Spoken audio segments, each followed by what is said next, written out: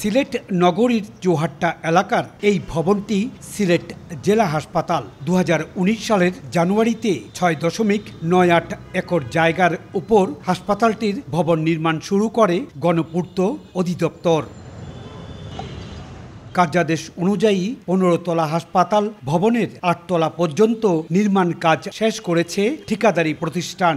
ব্যবহার উপযোগী হলেও ভবনটিকে বুঝে নেবে তার কোনো নির্দেশনা ছিল না কার্যাদেশে। চলতি সপ্তাহে হাসপাতাল ভবন পরিদর্শন শেষে স্বাস্থ্য অধিদপ্তরের মহাপরিচালক বলেন, বিগত সরকার আমলে অপরিকল্পিতভাবে এ স্থাপনা নির্মাণ হয়েছে।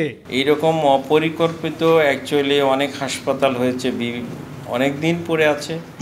শুধুমাত্র জনবল অথবা আসবাবপত্র অথবা ভারী যন্ত্রপাতির অভাবে এগুলো অ্যাকচুয়ালি ব্যবহারযোগ্য হয়নি। তবে হাসপাতালের জমিতে এমএজি ওসমানী মেডিকেল কলেজের আবু সিনা ছাত্রাবাস ছিল।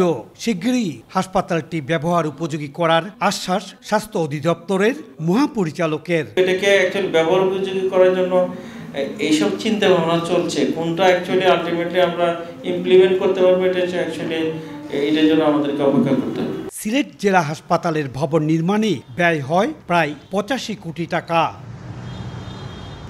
ইকরামুল কবির, সময় সংবাদ, সিলেট।